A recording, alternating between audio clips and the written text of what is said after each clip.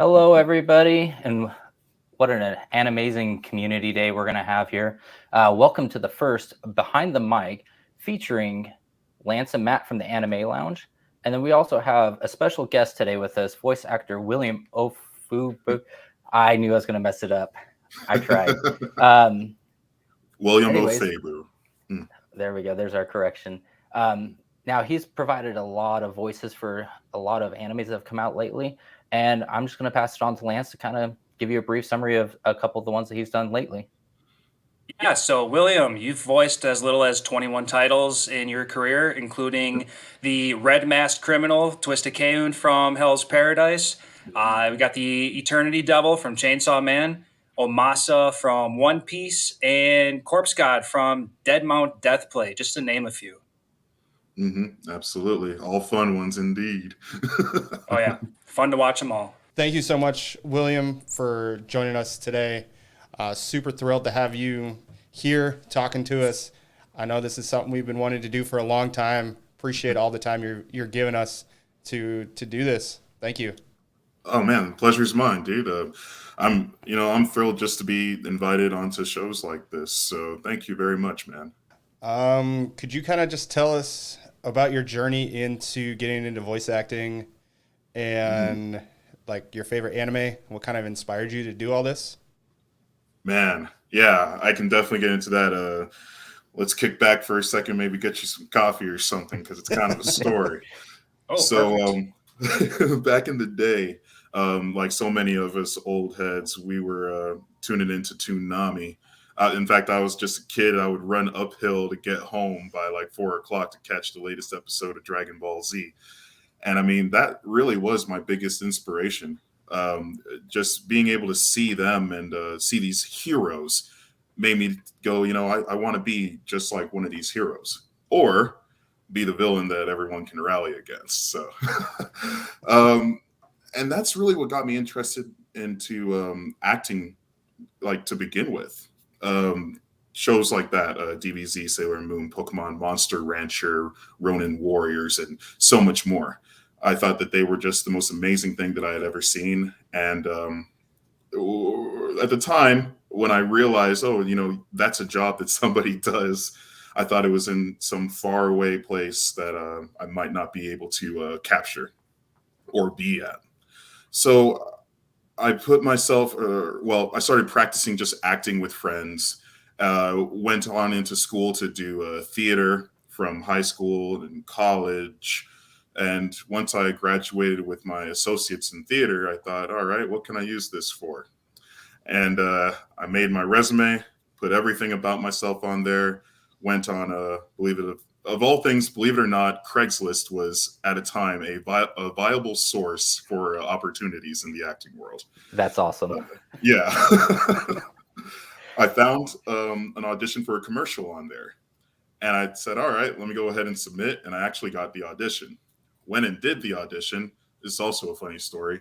During the audition, I did this backwards somersault within an office. It was all on camera, and I accidentally bumped into something. Thankfully, nothing broke. And the producer was like so enthused. And I ended up getting the part. So my very first audition, I ended up getting my very first part from it. We did it. It was fun. It was awesome.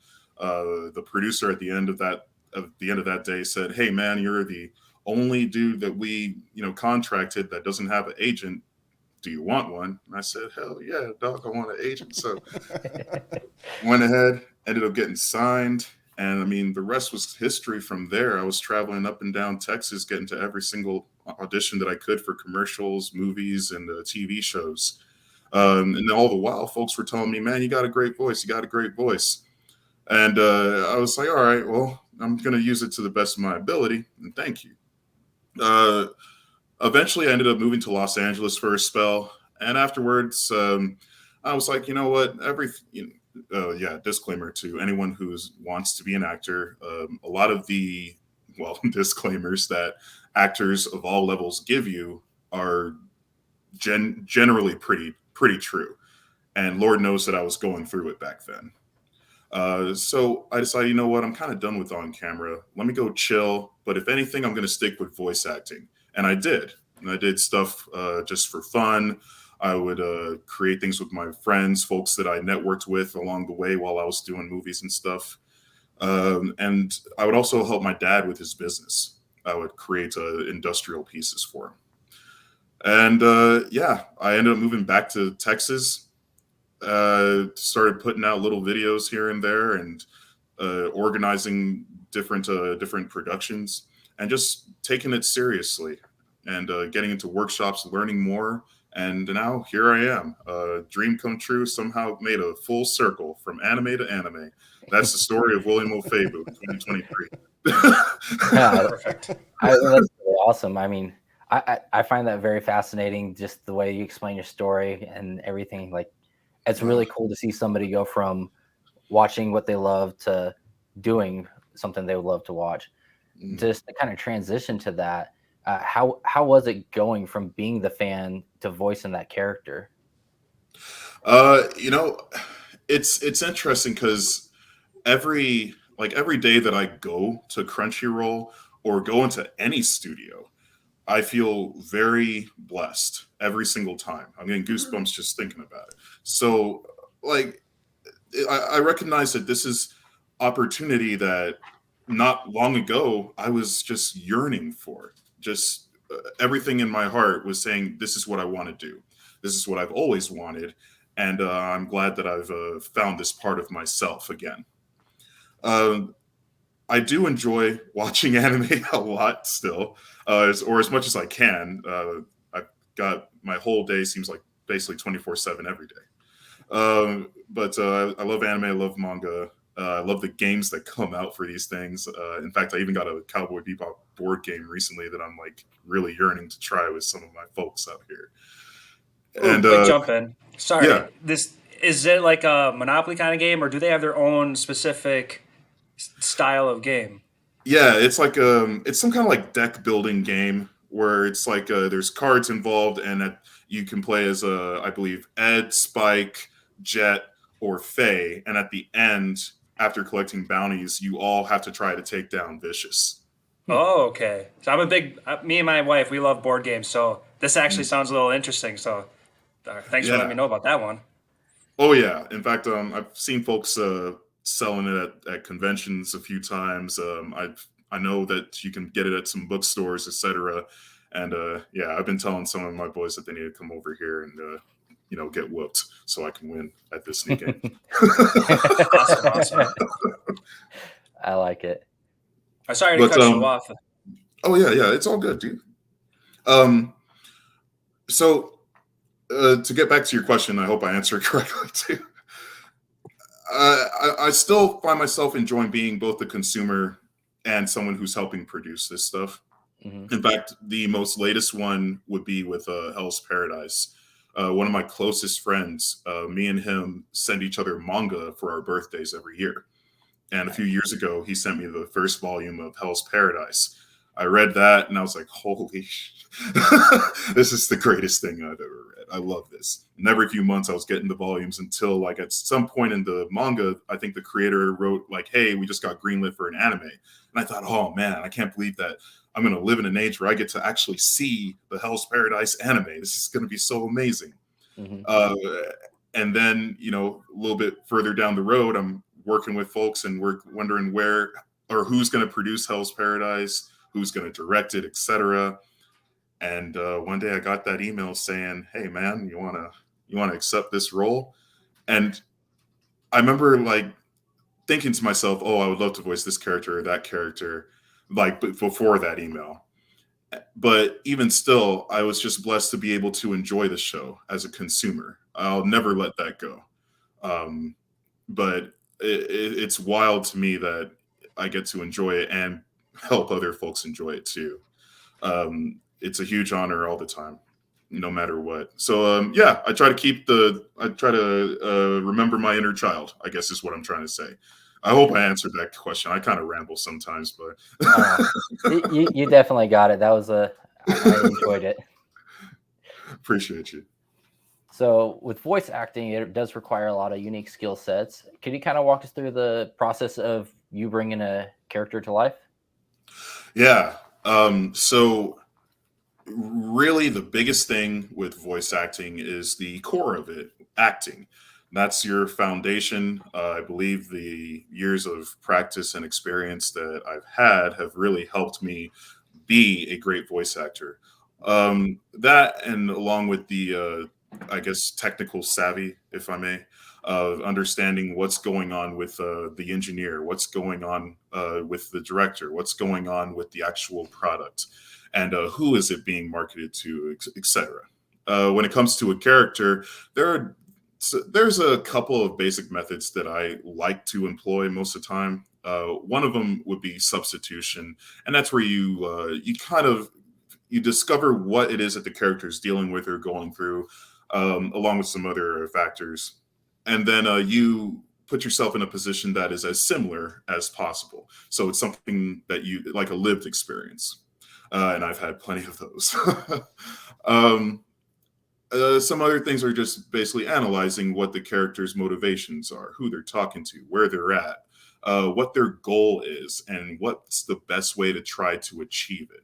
Really putting yourself in their shoes is the best way to go about it.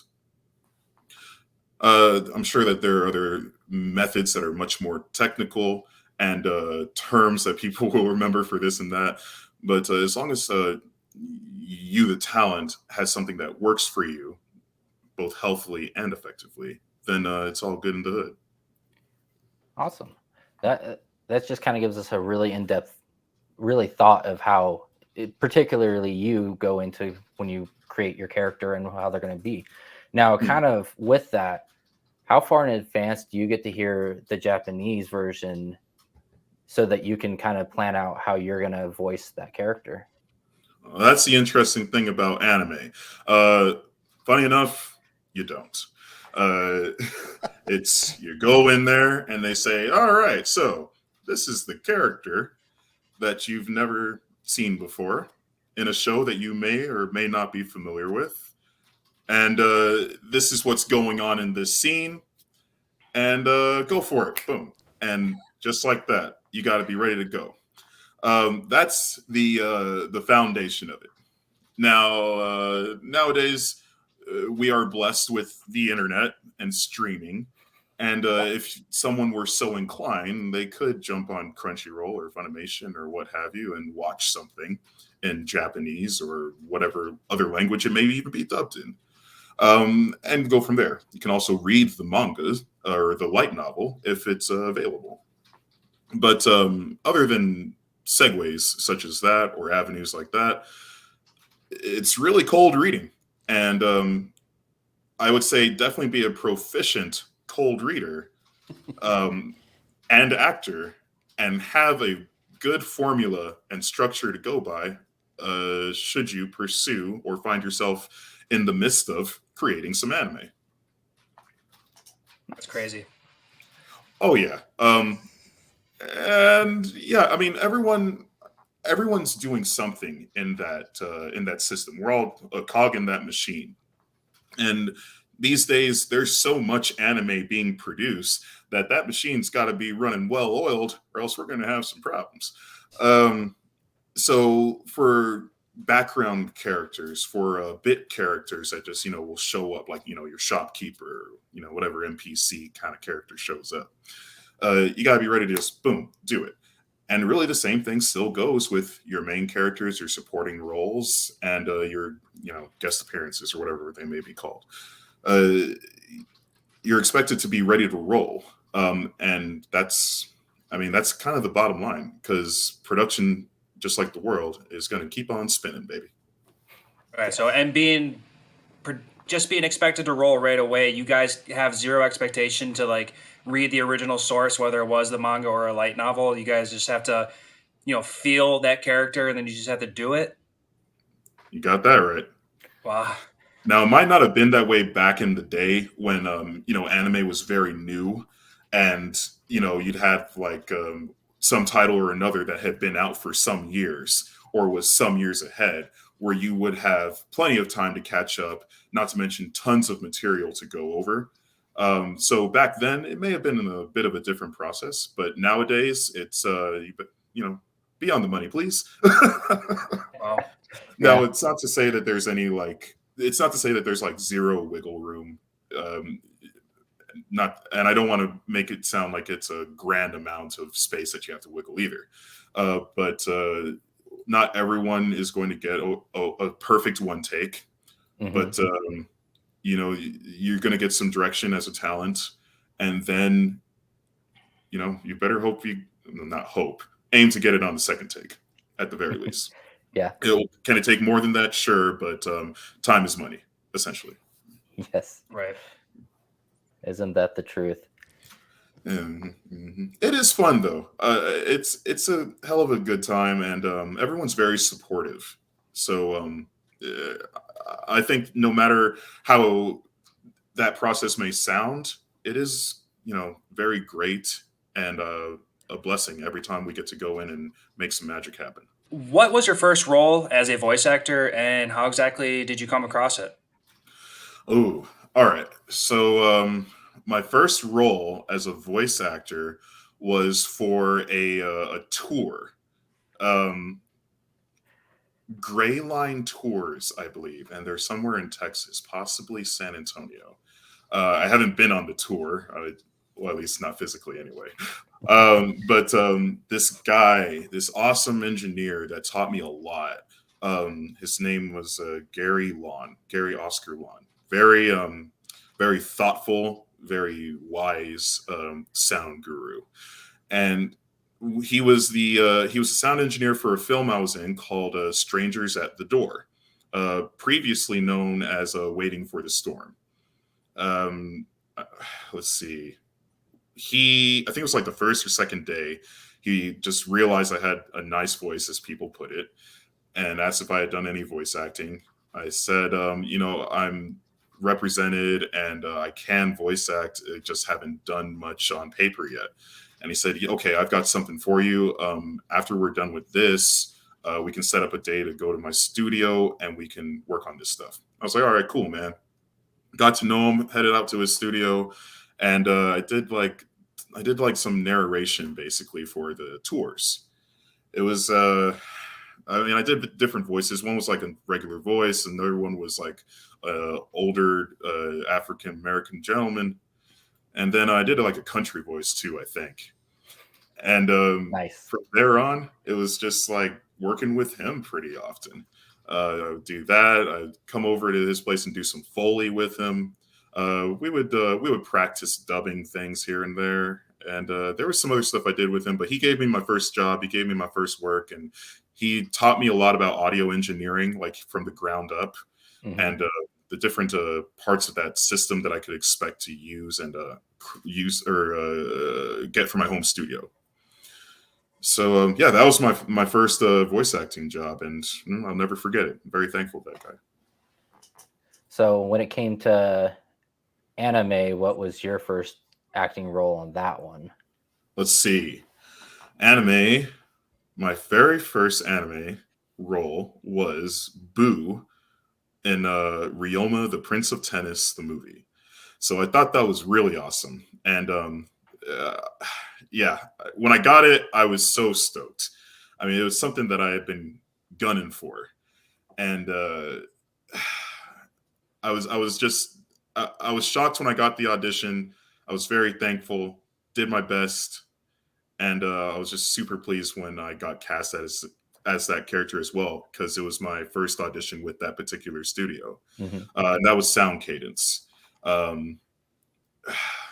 Yeah, even thinking back, I'm like, damn. So Ryoma, the Prince of Tennis, of course, is for the Prince of Tennis franchise, and that was a CGI anime movie that had been debuted in Japan and then some years later in North America. So I kind of like checked off a bunch of boxes all at the same time. Anime, an anime film that's in theaters, and it was CGI. So I was like, all right, cool, moving right along. And the director, Howard Wang, super sweet dude. He's in a bunch of stuff. I'm sure a lot of his fans know him for like Genshin Impact. He might be I think he's in Honkai Star Rail. He's helped, he directs all of the new Prince of Tennis dubs, so he's always busy, and he's in a lot of different titles as well. And he's just an amazingly sweet, dude from like just, I guess the same humble beginnings as a lot of us. Yeah. Very meticulous, hard worker, and he was very welcoming and easy to work with. And he just said, "Hey, man, you did a perfect audition. That's why you got it." And I was like, "All right, man, cool. I'm forever thankful to you, bro." So yeah, that was my first one, and since then I've gotten like 2 other tennis players, so that might be a typecast. Nice. Yeah, I know I haven't personally watched it, but I did see your post about it that you did with the clip, and man, did it sound like you voiced that person perfectly. I was like, yeah, I really need to go watch it, but we've been keeping up with all of our reviews that we've been doing on anime. I just haven't been able to sit down and watch it, so it's next on my list. Hey, there's a ton of anime out there, dude. I don't blame Yes. Yeah, I don't even want to talk about next season. That's Oh my goodness. It's gonna be lit. seriously. For sure.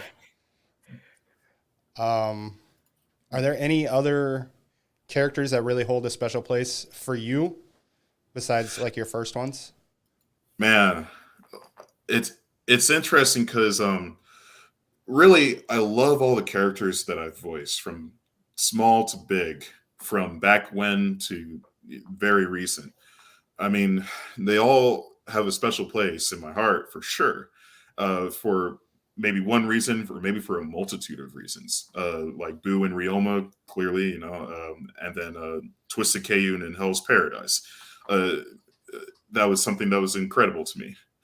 But even smaller roles, like there's this soldier that I played, or like a guard in Beast Tamer, and that was one of the first few roles where I used my regular voice, but it was in a role where I could really like just put that intensity behind it that I wanted to. And in the final cut, I think my last line had a bit of reverb on it, and I was like, "Oh yeah, man, that's what I'm talking about right there." I just love that. And there's another one. I think it's a Natsume's Book of Friends, where me and one of my closest friends out here, Devon Oliver, we played these little yokai in an episode, and it was just a funny scene that we got to do together. But it was our first scene together, and me and him had been on this journey, kind of congruently, I guess, if that's the right word, or parallel, whatever the case is. It was our first role together, and we had kind of been coming up together, and he's like a brother to me. So to have a scene with him, I mean, I really love that. I know he does too. What up, Devon? So and then there's other ones, like let's see. Omasa is fun as hell. Every time every time that I get to go in and record with Anthony Bowling and Derek, they always say Omasa, and in a what's his mentor's name? It's like this little old dude in his voice. Like, it's just funny. I'll go in, they'll be like, "Oh, Masa," and I'm like, "Hell yeah, that's what I needed." Yeah. Let's see. Sean Gann is so cool. Like his whole story, like his demeanor, everything about him, how friendly he is. Just like working with him is always awesome. So anytime I've gotten to work with him on a show, be it directly or indirectly, I'm like, yeah, this is really cool. So when I got to play, what's his name, Sammy Jones in Sugar Apple Fairy Tale, I was like, man, this is awesome. I get to work directly with Sean, and it was just fun. And he was one of those, those bastard characters that I play. So it was much more challenging with him because his sense of like evil was something that I think could hit home with anybody. And I just said to myself, all right, you really got to lean into this for it to be a believable and great performance. Just, take a shower afterwards and you can watch that movie right off. Man, what other characters are there? Heatwave and Plastic Man. Oh man, I love them. Heatwave and Plastic Man, they were my first video game characters, and they're in DC Universe Online. And the DLC or episode of that, it was all about like Heatwave stuff. So like there was Heatwave wardrobe stuff that players could buy from the shop. Nice. And I got some cinematic scenes with him, and I got to use one of my favorite voices. And then Plastic Man, I got to kind of show like the higher range of my voice, and it's like a silly voice, but he is a silly son bitch. So I really enjoyed them. And Plastic Man, I got to reprise him recently. No, just loving you talk about all your characters. Oh, Yeah. Like when you bring them up, I can almost distinctly just picture you playing these characters. I'm like, oh man, I can absolutely see this. Like I was watching Dead Mount Death Play yesterday, and like talking to you, I'm like, oh yeah, 100% can just see this happening right now. It's super awesome. I'm loving having this conversation with you. Thank you, man. Thank you very much. And yeah, Corpse God and Dead Mount Death Play, that's definitely one of my top favorites. He comes across as a bastard to everyone that he encounters in the show, but he's really a very, for me, super understandable character. He's been through or endured a lot of strife, and it seems really that he doesn't necessarily aim to be he doesn't necessarily aim to be a menace, but that's how he's been interpreted by his society, and that's how he's been treated. But no matter what, he still aims to be the best and to survive. So there he was, the Corpse God, going so far as to do the craziness that he did in order to just get some peace, some serenity, some quiet. And that one's really cool because he's kind of like the pharaoh to Yugi Moto. He's like possessing the main character, and being able to share that lead role with Morgan Berry, that's really cool with me. Like Morgan Berry, they coached me at one point, and I've always really admired their work. So sharing that role and that title with them it's a lot of fun. I'm enjoying that. And Corpse God just kind of looks badass to begin with. Like, that's not a shiny Pokemon you want to encounter, son. No Master Balls are going to attain this one. Let's see. What other characters are there? Are there other characters? Oh, Leon and Ninja and Fushin. Man, he was really cool. He showed up in the first episode of Ninja and Fushin, had like a line and a really long ass laugh. And I was like, cool, maybe we'll see him again, maybe not. And then he showed up sooner than I was ever expecting. And he had like a 3-episode stretch. That was really awesome. He was a cool anti-hero and or anti-hero, whatever place. Yeah. And he had this episode that was focused on him and how he ended up being who he was. And that really was something that resonated with me because of some of the poor experiences that he endured. I've had my share of experiences in life, and funny enough, all those experiences, whether we appreciate them more or less back then, that leads you to where you are right now. And where I am right now, I feel extremely blessed for, as I've said. So I'm glad that I was able to apply those experiences to his big episode like that. And it was very important to me to make sure that I could do his character justice. Oh, I definitely think you did his character justice. That was, I'm not going to lie. When I first saw him come in, he wasn't one of my favorite characters. But by the end of his stretch, oh man, you just feel for him. And it was just, you did really good on his voice. I can just say that much. I loved it. Thank you. I mean, hearing stuff like that, that's why we do these things, man. Thank you so much. On the other hand of voice acting, it does come with its own sets of challenges. Can you share some of the maybe hurdles that you face and what you've done to overcome them? Let's see. Some of the hurdles. I mean, time is always something I wish I had more of. Not only am I a voice actor, but I also am a dad. I have my foster daughter, and that requires a lot of time at home. And being able to manage that basically as a single dad is it's time consuming. But thankfully, the folks that I work with are now very understanding of things like that. And she's managed to meet folks and make new friends. And I'm very happy for her. And I'm happy that it works out well. I'm happy that folks are understanding of that. That's really awesome. I can really appreciate that. My background's in social work and child welfare, so kudos to you. I really enjoy the fact, and even respect you even more now that I know that. And the same goes to you, because I know how much work goes into that, and how much energy you have to spend, and be careful of not becoming a self-martyr on top of that. So kudos to you, my friend. Thank you. Let's see if there are other challenges, and I think as a society, we're still processing through them, and things have gotten a lot better. Hasn't been easy for some folks who find themselves maybe like on the fringes or on the outskirts of a society for one reason or another.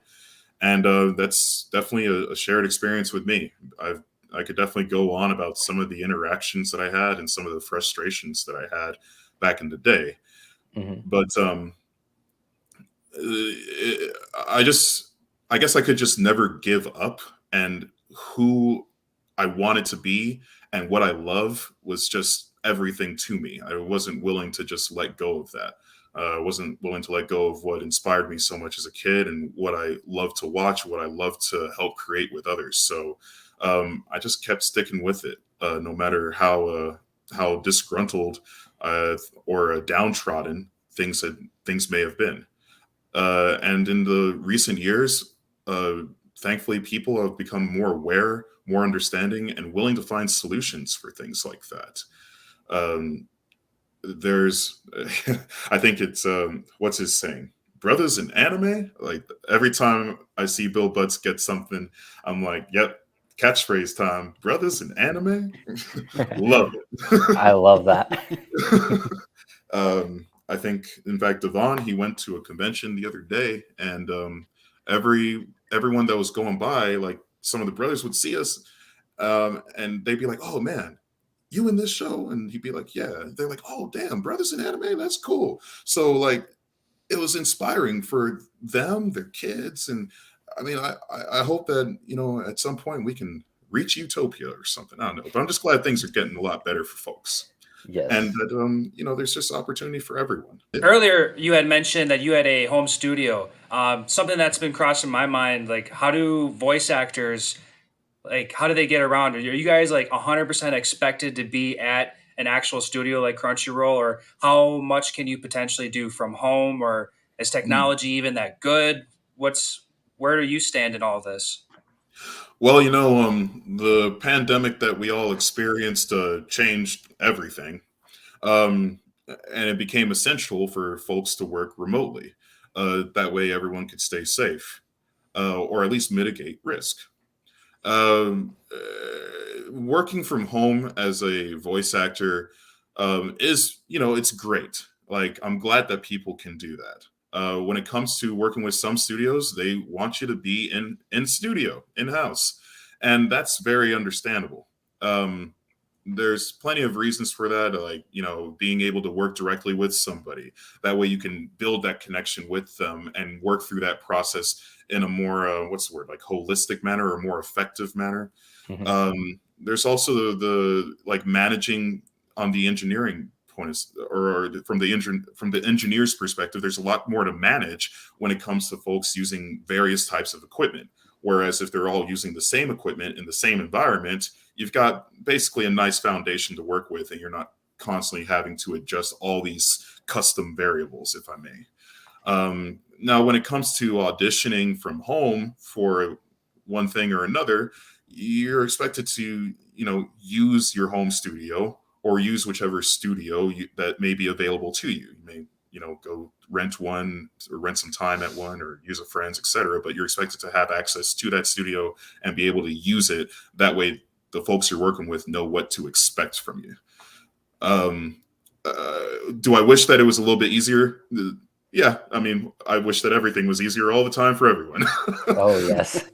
But I think that being able to work from home is great. There's nothing wrong with it. It saves plenty of overhead, but there's a lot of reasons that may not be super apparent to one person or another why working in studio also has its great benefits too. Yeah, so when it comes to me, it's all a matter of the various factors as you go day by day for each event. What better suits one project or another? Definitely makes a lot of sense. I was kind of curious about that too, because you start seeing all these different things. I have a buddy at work that he does voiceovers for audiobooks, and he has his own little setup. So I know that's a different world from what you're doing. So, He does but a lot of similar, work. yeah. Yeah. So that makes a lot of sense coming from what you're saying. Well, thank you. Yeah, I'm glad. So something I'm curious about, you had talked about, brothers in anime, talking about kind of shaping all these people. How does it feel just knowing that your performances have touched so many people from your end? Yeah, like no matter who, I always am just glad that there's someone out there who enjoys the performances and that I'm doing my part as the cog in the machine. Every once in a while, I mean, I'll get on crunchyroll.com, sleuthing on there, looking at the episodes I'm in, and I'll just scroll down to the comments and see what people have said about my characters. I play a lot of assholes. So whenever I see something like, oh man, I freaking hate Sammy Jones, that some bitch, I can't stand him, such and such, I'm like, you're damn right.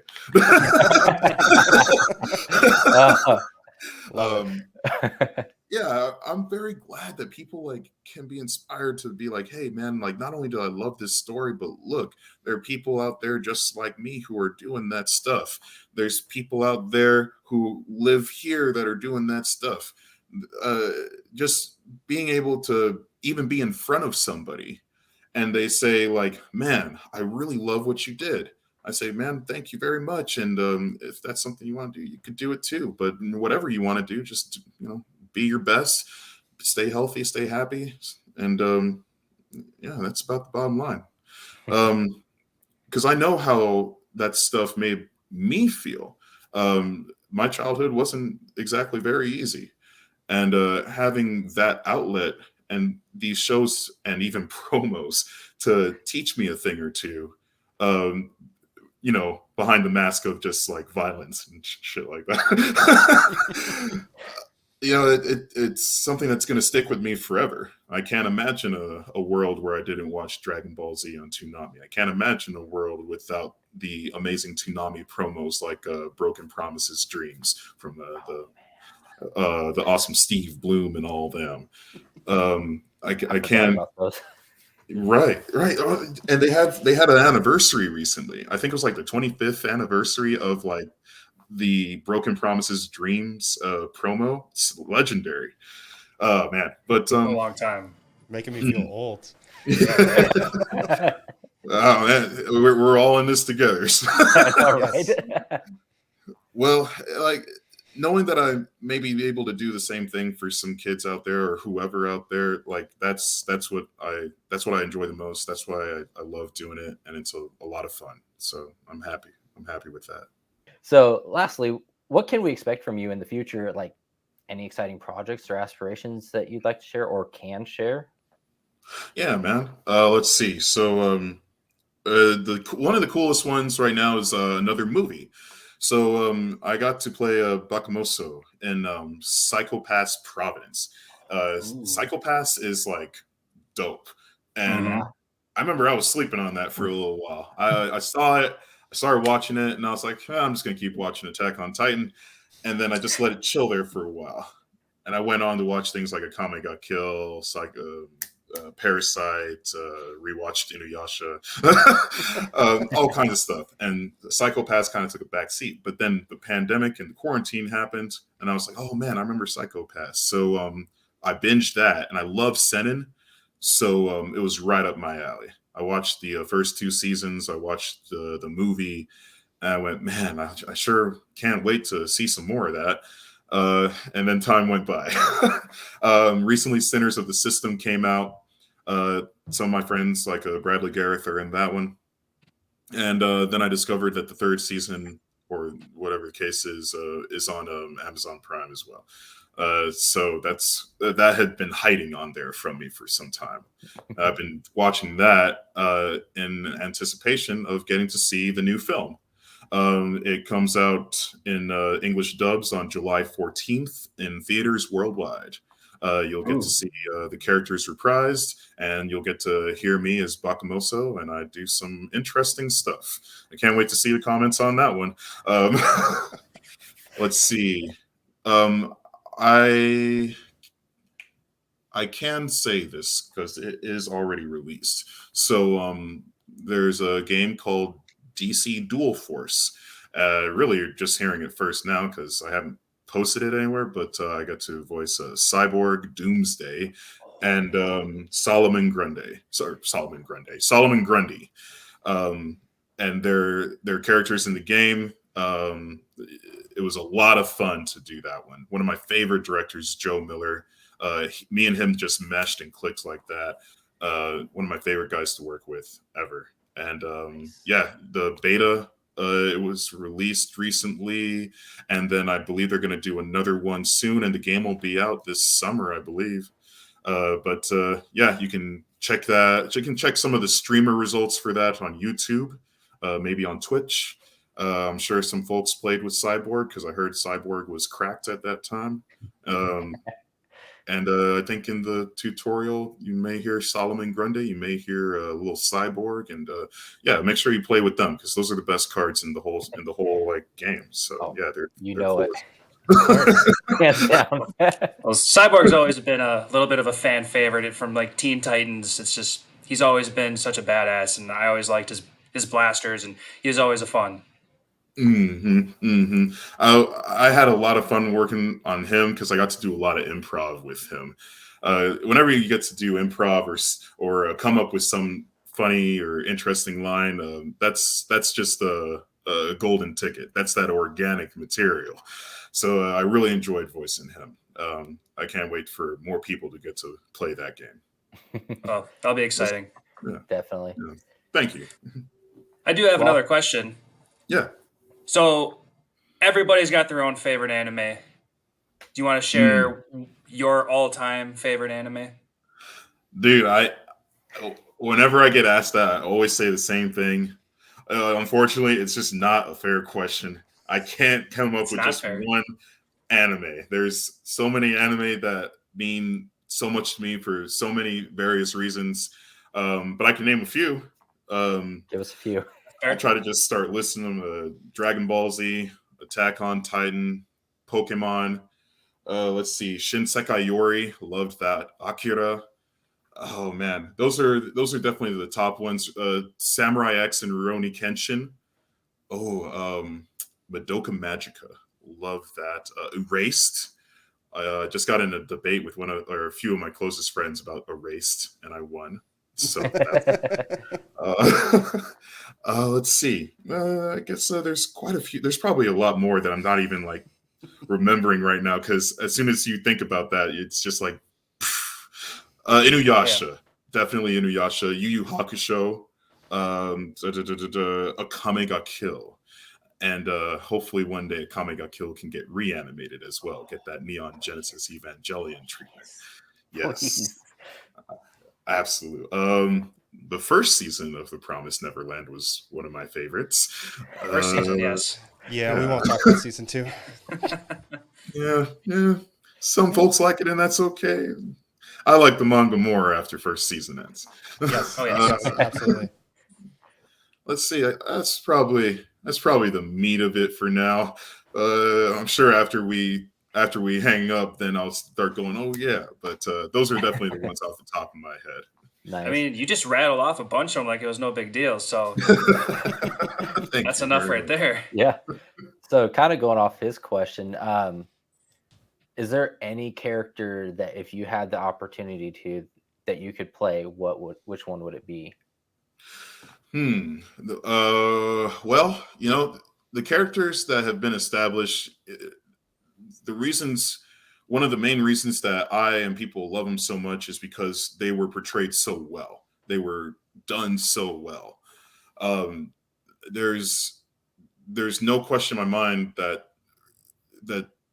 well, how can I phrase this?